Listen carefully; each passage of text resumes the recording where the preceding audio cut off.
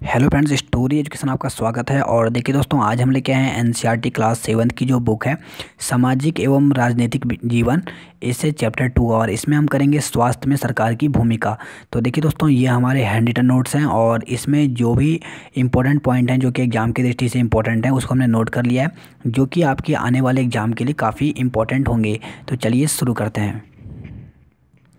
तो देखिए दोस्तों, इस चैप्टर से जो जो इम्पोर्टेंट पॉइंट बने हैं हमने इसको नोट कर लिया है, जो कि एग्ज़ाम की दृष्टि से काफ़ी इंपॉर्टेंट है और एग्ज़ाम में यहीं से क्वेश्चन देखने को मिलते हैं। तो चलिए एक बार मैं आपको सबसे पहले एनसीईआरटी की बुक में दिखा देता हूँ कि इस चैप्टर में हम किस किस की चीज़ के बारे में जानेंगे।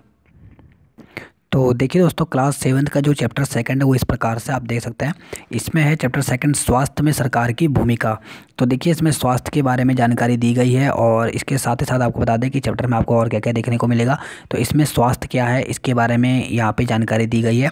साथ ही यहाँ पे स्वास्थ्य सेवाओं के बारे में कुछ यहाँ पे इंपॉर्टेंट पॉइंट बताए गए हैं।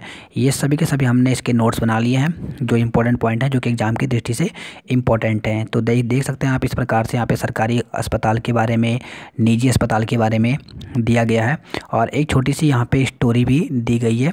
और इसके साथ ही देखिए यहाँ पे दिया गया है कि जो स्वास्थ्य सेवाएं होती हैं वो किस प्रकार से कितने प्रकार की होती हैं। जैसे यहाँ पे दिया गया सार्वजनिक स्वास्थ्य सेवाएं, निजी स्वास्थ्य सेवाएं, तो इनके बारे में हम आज जानेंगे।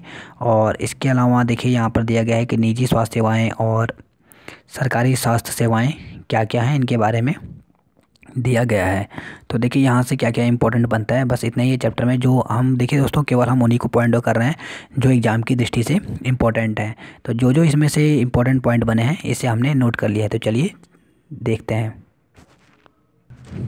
तो चलिए शुरू करते हैं। तो जो ये चैप्टर है इसमें दिया गया है, लोकतंत्र में लोगों की यह अपेक्षा रहती है कि सरकार उनके कल्याण के लिए कार्य करे। इस अध्याय में हम स्वास्थ्य के अर्थ और उसके से संबंधित समस्याओं को जानेंगे। तो देखिए, सबसे पहले हम यहाँ पे बात करेंगे कि स्वास्थ्य क्या है। तो एनसीईआरटी की जो बुक में दिया गया है इसके अनुसार स्वास्थ्य का अर्थ है हमारा बीमारियों और चोट आदि से मुक्त रहना। बीमारी के अलावा उन कारणों पर भी विचार करना आवश्यक है जो हमारे स्वास्थ्य पर प्रभाव डालते हैं। जैसे पीने के लिए स्वच्छ पानी होना चाहिए, प्रदूषण मुक्त वातावरण, भरपेट भोजन। तो ये सब चीज़ें जो हैं वो स्वस्थ रहने के लिए इम्पोर्टेंट होती हैं। अब देखिए, इसके बाद यहाँ पे दिया गया है कि भारत में स्वास्थ्य सेवाएं। तो देखिए यहाँ पे दिया गया है कि भारत में स्वास्थ्य सेवाओं के बारे में जानकारी दी गई है। इसमें दिया गया है कि दुनिया भर में भारत में सर्वाधिक चिकित्सा महाविद्यालय हैं। तो देखिए यहाँ से एक इम्पॉर्टेंट क्वेश्चन यहाँ से बन जाता है कि सबसे ज़्यादा जो चिकित्सा महाविद्यालय यानी जो हॉस्पिटल हैं और जो यहाँ पे कॉलेज हैं वो सबसे ज़्यादा भारत में ही हैं। तो ये एक इम्पॉर्टेंट पॉइंट बन जाता है। और यहाँ सबसे अधिक डॉक्टर तैयार किए जाते हैं। लगभग हर वर्ष 15,000 नए डॉक्टर योग्यता प्राप्त करते हैं। तो ये इंपॉर्टेंट पॉइंट है, आपको याद रखना चाहिए कि सबसे ज़्यादा जो चिकित्सा महाविद्यालय हैं वो भारत में ही हैं और यहाँ पर प्रत्येक वर्ष 15,000 जो नए डॉक्टर हैं वो यहाँ पर योग्यता प्राप्त करते हैं। देखिए, इसके अलावा यहाँ पे नेक्स्ट पॉइंट दिया गया है कि सन 1950 में भारत में स्वास्थ्य सेवाएं केवल 2,717 अस्पताल थे और सन 1991 में 11,174 अस्पताल थे और सन 2000 में यह संख्या बढ़कर के 18,218 हो गई। तो देखिए, ये आंकड़े कहीं ना कहीं एग्जाम में पूछे जा सकते हैं। तो आपको पता होना चाहिए कि 1950 में जो अस्पतालों की संख्या थी वो केवल 2,717 थी। वहीं 1991 में 11,174 हो गई और हॉस्पिटलों की संख्या, और उसके अलावा 2000 में ये हॉस्पिटलों की संख्या बढ़ करके 18,218 हो गई। अब आगे बढ़ते हैं हम नेक्स्ट पॉइंट की ओर। नेक्स्ट पॉइंट है यहाँ पे, भारत में प्रतिवर्ष करीब 5 लाख लोग तपेदिक यानी टीबी से मर जाते हैं तथा तथा हर वर्ष मलेरिया के 20 लाख मामले रिपोर्ट प्राप्त होती हैं। इस संख्या में कमी नहीं हो रही है। तो देखिए यहाँ पे दिया गया है कि भारत में कितने 5 लाख लोग हैं वो टीबी से मर जाते हैं और लगभग यहाँ पे 20 लाख लोग जो हैं ये मलेरिया के शिकार होते हैं। अब आगे बढ़ते हैं नेक्स्ट पॉइंट पर। तो नेक्स्ट पॉइंट है यहाँ पे, भारत विश्व का दवाइयों निर्मित करने वाला चौथा सबसे बड़ा देश है। तो यहाँ से भी एग्जाम में पूछा सकता है कि दवाइयों को बनाने वाला भारत विश्व में कौन सा नंबर का देश है। तो वह चौथा सबसे बड़ा देश है और यहाँ से भारी मात्रा में दवाइयों का निर्यात होता है। अब देखिए, जो स्वास्थ्य सेवाएं हैं इसको 2 भागों में बांटा गया है। एक हो गया आपका सार्वजनिक स्वास्थ्य सेवाएं और दूसरा है निजी स्वास्थ्य सेवाएं। तो देखिए यहाँ पे जो सार्वजनिक स्वास्थ्य सेवाएं और जो निजी स्वास्थ्य सेवाएं हैं इनके बारे में एनसीईआरटी बुक में यहाँ पर दिया गया है और एक इसके बारे में एक स्टोरी दी गई है, इसको अभी हम आपको पढ़कर बताएंगे। तो चलिए यहाँ पर सबसे पहले हम जानते हैं सार्वजनिक स्वास्थ्य सेवाएं क्या होती है। तो यहाँ पे देखिए सरकार ने सभी नागरिकों के लिए स्वास्थ्य सेवाएं प्रदान की हैं जिसे सार्वजनिक कहा जाता है। इन सेवाओं को चलाने के लिए धन उस पैसे से आता है जो लोग सरकार को टैक्स के रूप में देते हैं। तो देखिए दोस्तों, जो लोग सरकार को टैक्स देते हैं और इसी से सार्वजनिक स्वास्थ्य सेवाएं चलते हैं। वहीं अगर हम निजी की बात करें तो निजी स्वास्थ्य सेवाएं क्या होती हैं। तो निजी स्वास्थ्य सेवाओं पर सरकार का स्वामित्व अथवा नियंत्रण नहीं होता है। सार्वजनिक स्वास्थ्य सेवाओं के विपरीत इन निजी स्वास्थ्य संस्थाओं के लिए मरीजों को हर सेवा के लिए बहुत धन व्यय करना पड़ता है। अब चलिए इसके बारे में हम यहाँ पर एक स्टोरी दी गई है, इसको आपको जानना ज़रूरी है। तो देखिए दोस्तों, यहाँ पर एक कहानी दी गई है, एक स्टोरी है। आप देख सकते हैं यहाँ पे सार्वजनिक स्वास्थ्य सेवाओं को लेकर और निजी स्वास्थ्य सेवाओं को लेकर, तो इसको आपको जानना जरूरी है। तो यहाँ पर देखिए, यहाँ पे दिया गया है हाकिम शेख की कहानी। तो यहाँ पर दिया गया, इसको आपको जानना जरूरी है। यहाँ पे दिया गया हाकिम शेख पश्चिम बंग खेत मजदूर समिति के सदस्य थे, जो पश्चिम बंगाल के खेतिहर मजदूरों का संगठन है। 1992 में एक शाम वे चलती ट्रेन से गिर गए और उन्हें सिर में गंभीर चोटें आई। उनकी हालत बहुत नाजुक थी और उन्हें तुरंत इलाज की आवश्यकता थी। उन्हें कोलकाता के एक सरकारी अस्पताल ले जाया गया, लेकिन उन्हें भर्ती करने से मना कर दिया गया क्योंकि वहां कोई बिस्तर खाली नहीं था। दूसरे अस्पताल में आवश्यक सुविधाएं या उनके इलाज के लिए ज़रूरी विशेषज्ञ नहीं थे। इस प्रकार अत्यंत गंभीर हालत में उन्हें 14 घंटे के अंदर 8 सरकारी अस्पतालों में ले जाया गया, किंतु किसी ने भी उन्हें भर्ती नहीं किया। अंत में उन्हें एक निजी अस्पताल में भर्ती कराया गया जहां उनका इलाज किया गया। उन्होंने अपने इलाज पर बहुत पैसा खर्च किया।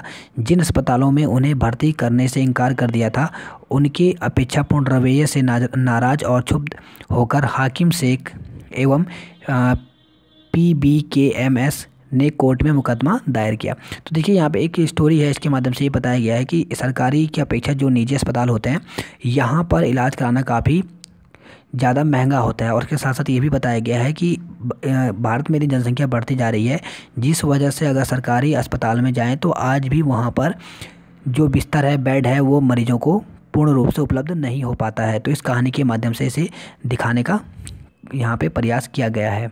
अब चलिए हम इसके बारे में कुछ और पॉइंट जानते हैं।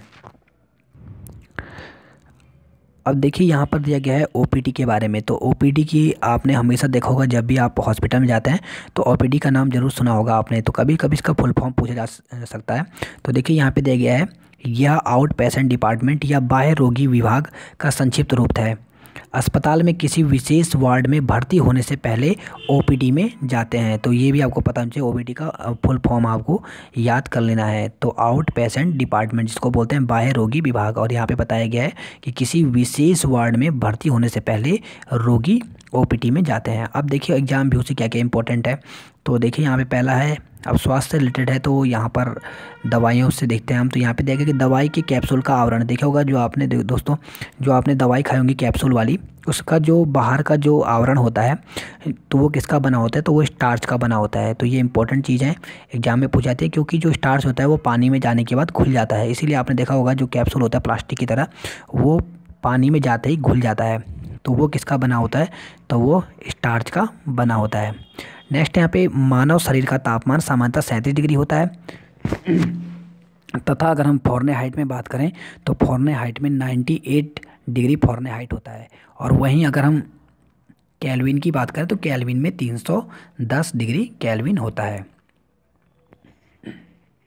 अब देखिए नेक्स्ट पॉइंट है यहाँ पे, डॉक्टरी थर्मामीटर का उपयोग शरीर का टेम्परेचर मापने के लिए किया जाता है और इस थर्मामीटर का रेंज जो होता है वो 35 डिग्री से 42 डिग्री होता है। तो देखिए दोस्तों, जब आप कभी भी आप डॉक्टर के पास गए होंगे तो उन्होंने जब बुक फीवर होता है आपको, तो उन्होंने एक थर्मामीटर लगाते हैं। तो देखिए वो थर्मामीटर, उसका जो टेम्परेचर होता है उसमें मिनिमम जो टेम्परेचर होता है वो 35 डिग्री होता है और मैक्सिमम जो टेम्परेचर होता है वो 42 डिग्री सेल्सियस होता है। तो ये इंपॉर्टेंट रेंज है और जो कि एग्जाम में पूछी जाती है। अब नेक्स्ट है यहाँ पर देखिए, जो हम प्रयोगशाला में जो थर्मामीटर का यूज करते हैं उसका जो रेंज होता है वो 10 डिग्री सेल्सियस से 110 डिग्री सेल्सियस होता है।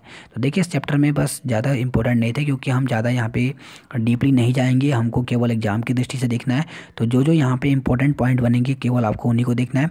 अब देखिए यहाँ से कुछ क्वेश्चन हैं जो आपके लिए हैं, तो आपको बताना है जो हमने यहाँ से चैप्टर से पढ़ा।